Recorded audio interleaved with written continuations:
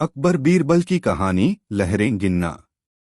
एक बार की बात है, बादशाह अकबर के दरबार में उनसे नौकरी मांगने की फरियाद लेकर एक व्यक्ति पहुंचा। उसकी कुछ देर बातें सुनने और बुद्धि की परीक्षा लेने के बाद बादशाह ने उसे चुंगी यानी टैक्स वसूलने वाला अधिकारी बना दिया। बीरबल भी उस दरबार में मौजूद थे। उन्होंने उसे कुछ देर ध्यान से देखने के बाद कहा कि बादशाह, यह व्यक्ति ज्यादा ही चालाक लग रहा है। यह जल्द ही कुछ न कुछ बेईमानी जरूर करेगा। होते होते कुछ समय गुजरा और तब तक उस व्यक्ति ने टैक्स वसूलने का काम पूरी तरह संभाल लिया था। एक दिन बादशाह अकबर के पास एक दो व्यक्ति उस अधिकारी की शिकायत लेकर आए। शिकायतें मामूली थीं, इसलिए उन पर ज्यादा किसी ने ध्यान नहीं दिया। उसके बाद रिश्वत लेने और जनता को परेशान करने के आरोप भी उस अधिकारी पर लगने लगे। इतनी शिकायतें आने पर बादशाह ने सोचा कि इसका तबादला ऐसी जगह कर देता हूं जहां इसे बेईमानी करने का मौका ही न मिल पाए।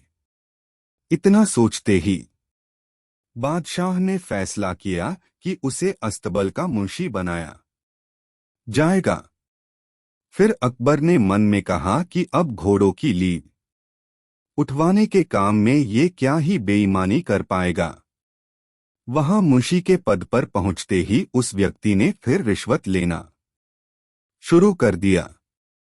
उसने सीधे घोड़े की देखभाल करने वालों से कह दिया कि तुम लोग घोड़ों को कम दाना पानी खिलाते हो।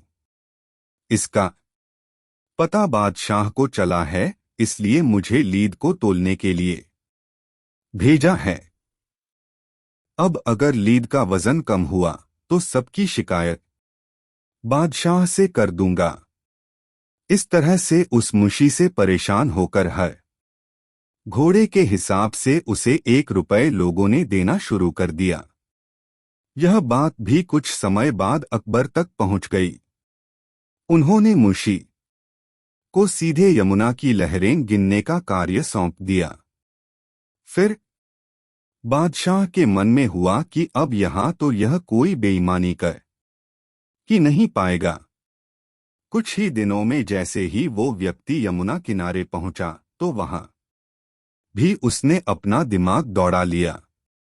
वो नाव से सवारी करने वालों को रोक रोक कर कहता कि मैं लहरें गिन रहा हूं, ऐसे में तुम लोग यहां से नहीं निकल सकते हो। इसी जगह पर 2-3 दिन तक रुकना होगा।